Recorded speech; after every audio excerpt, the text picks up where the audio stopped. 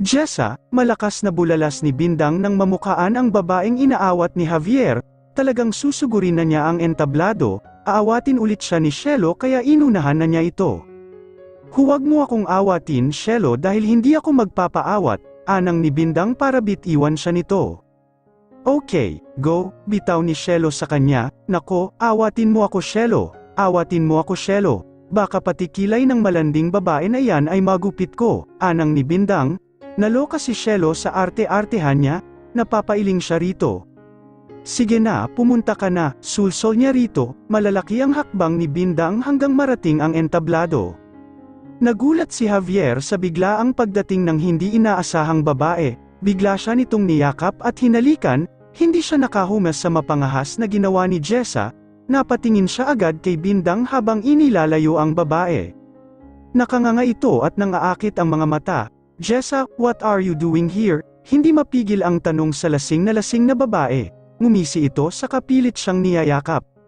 I told your mind Javier, heck, Anito, stop this Jessa, I was engaged already. Aniya na siyang dating ni Bindang na tila susugod sa digmaan. Oh, look who's here, the palengke queen, pangungot siya ni Jessa kay Bindang. Nagtawanan ang mga nanonood, naiinis na si Bindang sa lasing na babae, kung makapanlait wagas, oh wait, hindi lang pala palengke queen, ikaw lang naman ang masuner ang alalay ni Javier, pang-uuri nito sa kanya. Napataas kilay si Bindang, ngayon pa siya lalaiti nito kung kailan nalaman niyang mayaman ang pamilya niya. Baka mas mayaman na ako sayo, aniya sa utak kainis kahat dagdag pa nito.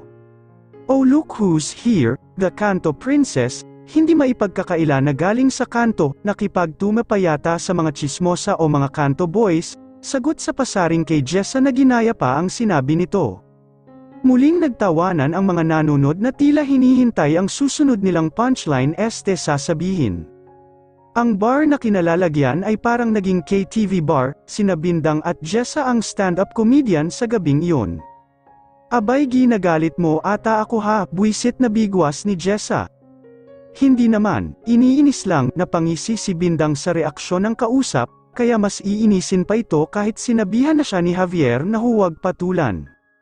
Hindi ba halata, gusto sana kitang patawanin pero paano tatawa ang isang ala Renerequistes, ngiti pa lang labas na ang gilagid, banat ni Bindang dito. Ipokrita, malakas na sigaw ni Jessa na tila uusok na ang ilong at bumbunan nito.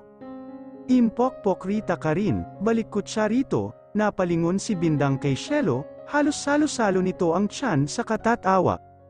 Ayos kaya punchline namin, anang ng pasaway na isip. You're just a poor girl, you haven't even afford to buy branded clothes, mapangmatang turan ni Jessa.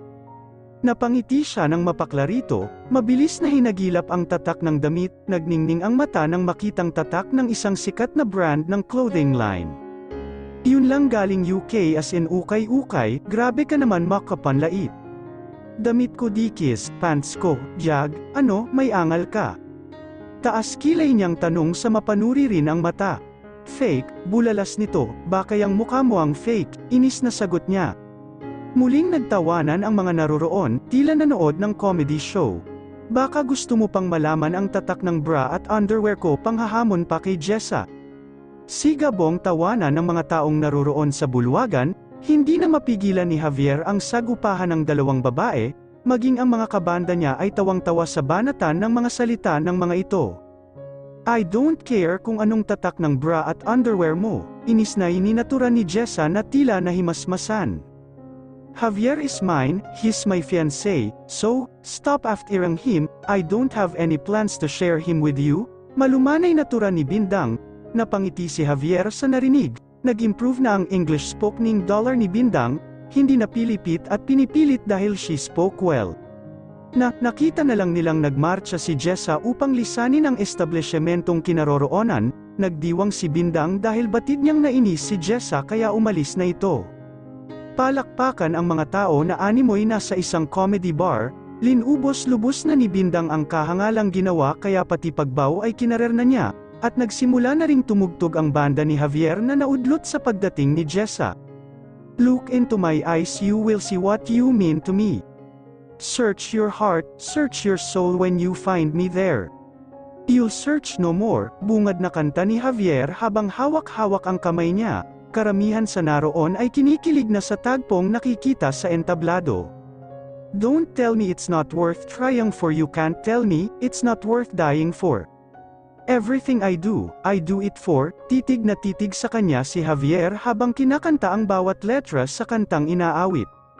Halos lahat ng naroon ay kinikilig, lalo na si Cielo na masayang-masayang nakatunghay sa kanina habang nakapangalumbaba. Hi Javier, I love you, bulong ng puso at hindi mapigil ang mapayakap sa baywang ng kasintahan.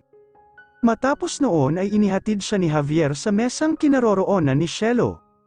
Naghahanda ang mga ito sa susunod na piyesa nila.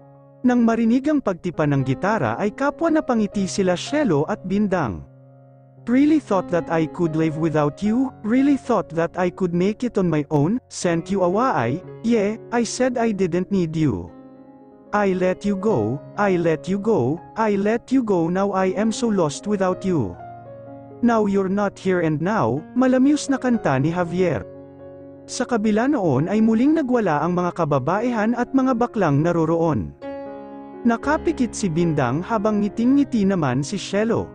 Nang dumating ang chorus ay hindi na mapigilan ni Cielo at Bindang, bumanat na rin sila ng kanya at umiindak pa sa kinauupuhan nila. Lonely is the night, if I'm not with you, lonely is the night, ain't no light shining through.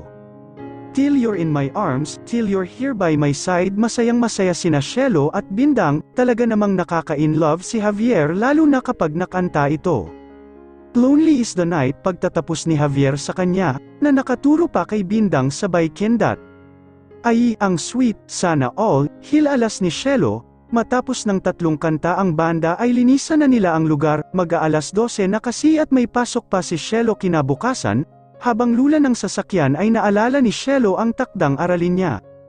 Ate, patulong naman, may assignment pala ako, tinig ni Cielo. Dahil nasa good mood si Bindang ay agad na pumayag. Sure, aniya, ate, biology sagot ni Cielo, nagliwanag ang mukha ni Bindang. Okay, favorite ko ang science, huwag lang math, proud na sabi sa dalagita. What is biology? Math amang basa ni Cielo sa notes nito, napanganga sa di inaasahang assignment ng dalagita. Ha, pabiglang sagot sa dalagita, hindi mapigil ang mapalingon si Javier kay Bindang, paano ba'y nakanganga ito sa tanong ni Cielo? Akala ko ba favorite mo ang biology, love, ani ni Javier sa isipan, habang napapangiti sa reaksyon ni Bindang. What is molecules? How molecules can be related to biology? Iyan ate ang tatlong assignment ko. Sunod-sunod na tura ni Cielo, lalong lumuwag ang pagkakanganga ni Bindang. Ate, marahang antag ni Cielo habang hinahanda ang notes nito para isulat ang sasabihing sagot. Hindi na napigil ang tumawa si Javier, agad na binalingan ni Bindang ang kasintahan at tinaasan ng kilay. Akala ko ba favorite mo? Mahinang saad kay Bindang? Oo, nga nag-iisip nga inis na sagot ni Bindang, nang may naisip na bright idea. Aha, pag-uwi natin search mo na lang Cielo kay pareng Google, tapos copy-paste mo na, pang-eengganyo sa dalagita. Ngising aso ang nakita sa mukha ni Javier. Huwag kang ang ngumisi dyan, I just wanna make kasintahan. Nako, aminin na kasing hindi alam, just easy as isa, dalawa, tatlo, bio means life and logi means study, so, biology means study of life or living concerning to the changes, structure, evolution or taxonomy of a living things, walang prenong anang ni Javier. Si Bindang naman ang napanganga sa sagot ng kasintahan sabay kamot sa ulo. Nako, kuya the best ka, ang galing mo doon, pagmamalaking turan ni Cielo. Napalunok si Bindang nang nakangiting bumaling sa kanya si Javier. Akala ko ba favorite mo? Kung hindi mo alam yun, ano na lang ang natutunan mo? Curious na tanong sa kanya, nag-isip siya. X and Y, aniya, math naman yan ate agaw ni Cielo. Hindi XX and XY chromosomes, combining them will result to a new life, ay explika sa mga ito. Tama ba combination ko? Bahala na basta may XY yun, aniya sa isip. Nagtawanan ang dalawang kasama sa sasakyan. Ikaw Thea, baka hindi biology ang inaral mo, halakhak na singit ni Cielo nang biglang sabayang tunog ng cellphone nila ni Javier. Sabayang tunog ng cellphone nila, sabayan din silang sinagot ang mga tumatawag sa kanila. Hello, anang ni Javier. Hello, malakas namang sagot ni Bindang na animo ito ang kausap. Talaga, sabayan nilang saad sa mga kausap, hindi nga turan ni Bindang. Hindi nga, anang naman ni Javier, naloloko na si Shelo sa sabayang pagsagot ang mga ito sa kani-kanilang caller. Kailan ang plano nyo? Rinig na tanong ni Bindang na siyang itatanong din sana sa kausap, kaya bago pa matuluyang mabaliw si Javier ay matamang kinausap na ang kaibigan. Pare, katabi mo ba si Luna kasi katabi ko si Bindang kaya pwede ba isahan na lang bago pa ako mabaliw, kasi parang tanong ko tanong din niya, nalolokong saad sa kausap. Tumawa ito sa sinabi niya, maya-maya ay nakita niyang ibinaba ni Bindang ang cellphone nito. Katunayang nakinig ang kaibigan sa sinabi, nakasimangot ito ng balingan niya. Sabi ko na mga ba pare ayaw mong magpahuli, ramdam ko na nang nasa Pangasinan tayo, congrats in advance, natatawang turan kay Rodel sa kapinatay ang cellphone. Hindi pa rin mapoknat-poknat ang nakabusangot na mukha ni Bindang. Agaw pansin dito, mukhang nagtampururot pa ang ate mo. Shelo, paaring ni Javier sa kasintahan. Saka sila nagtawanan ni Shelo. Sige mang inis ka pa, makita mo anang niya sa isip. Mukhang nabasa naman ng lalaki ang nasa isip kaya tumigil na ito. Nalinis man siya sa fiancé ay masayang-masaya siya sa binalita ng kakambal na si Luna, sa wakas kasi ay napagpasyahan na rin ang mga itong sumabay sa kanila. Nakinikinita na niya ang triple wedding nilang magkakakambal, at magbe-best friend pa talaga ang tinadana sa kanila. Nang makauwi ay agad niyang tinawagan ang kakambal na si Diana. Hello, tuluyang turan pero saktong naghingalo ang cellphone niya at tuluyang namatay, kung kailan masaya saka ka naman na deads buwisit, hinaing sa cellphone saka mabilis na binalibag sa kama. Ngunit nang umilo iyon at mukhang tumawa ang kakambal ay agad ba dinamba at namatay. Anak ng pusa naman buwisit moktol niya saka ibabalibag na sa pintuhan pero saktong bumukas iyon at iniluwa si Javier. Oh, don't tell me ibabato mo sa akin ang cellphone mo dahil naiinis ka pa rin, maang nawika nito. Ngumiti siya, hindi aniya saka mabilis na lumapit dito, love, pwede bang, hindi matuloy-tuloy na sasabihin rito. Nakamata lang si Javier at naghihintay ng sasabihin ni Bindang. Pwedeng pilyong ngiti, napansin agad ng matatalas na mata ni Bindang ang ngiti ng kasintahan, lokong ito, iba naman yata ang naisip. Hindi pa rin kasi mapoknat ang ngiti sa lobby ni Javier, love, baka pwedeng ali. Kailangan ko na yatang palitan itong orange kong cellphone, ungol ni Bindang. Napangiti si Javier, sabay iling akala niya ay ngayon nahihilingi ni Bindang na may mangyari sa kanila. Sure babe, sagot na lamang nang tumunog ng napakalakas ang cellphone nito. Ay kabayo, samahan pa ng malakas na tili ni Bindang sa kabiglaan, oh God, sa wakas, umayos din ang phone ko, hello Diana, malakas na turan sa kakambal. Grabe, megaphone lang ang bunganga, sakit noon angal ni Diana, wait, bakit ang tagal mong samagod, mapanghinalang tanong nito. Sorry na po dahil itong high-tech kong cellphone ay namamatay mete. Rinig na turan ni Bindang sa kausap nito, anyways, have you heard the news banat nito? Halos mapatawa si Javier at buti na lang ay napigilan niya, bigla bang bumanat ng English ang kanyang si Bindang, nang lumingon si Bindang sa kanya ay agad na tinikom ang bibig, kita na kasi ang pagkunot ng noo nito na hudyat ng anumang digmaan sa pagitan nila. Yes, finally, I told ya, masayang turan ni Diana sa kabilang linya. Kagaya niya ay tuwang-tuwa din ito, tinawagan din pala ito ni Luna at binalitang inaayos lang ni Rodel ang ilang appointment nito bilang physician, ay uuwi na sila sa Pilipinas upang mamanhikan, sa kanilang magulang at sa kinalakihang pamilya ni Luna. Talagang hindi na mapipigilan ang mga araw na nagdaan, mga linggong lumipas at nabibilang na lang sa daliri ng kamay ni Bindang at magiging Mrs. Javier Cervantes Walter na siya. Happy, masuyong tanong ni Javier sa kanya habang nasa terasa sila ng bahay nila at nakatanaw sa nagkakasayahang mga magulang, katatapos lang kasi ng engagement party ng kambal niyang si Luna, at batid niyang walang pagsidlan ang kasiyahan din ng kakambal. Yes love, Malambing na sagot kay Javier sa kahinawakan ang kamay nito para mas lalo pang humigpit ang pagkakayakap sa kanya. 10 days to go, it would be our day, I just wanna let you know that I love you so much Benilda, bulong ni Javier sa punong tainga niya, mabining na pangiti siya, kinikilig sa kaswitan ni Javier. Hi, ang sweet ng Hudyo, buti na lang hindi kami nilanggam, anang ng utak nang biglang may kumagat sa binti niya, at nilanggam nga, sa gulat ay napalakas ang bigkas habang mabilis na pinadyak-padyak ang paa.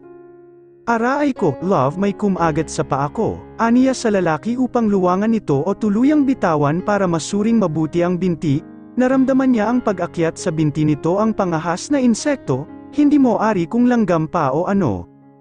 Mabilis ding itinaas ni Javier ang laylayan ng bestida niya.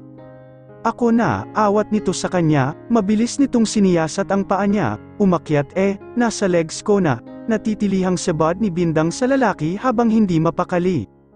Maluwang at hanggang sakong ang dress na suot ni Bindang sa engagement ng kakambal, para tuloy ang senaryo ay nagtago si Javier sa loob ng palda ni Bindang sa tagpong iyon, tagpong nabungaran ng mga kakambal ni Bindang at mga kaibigan niya.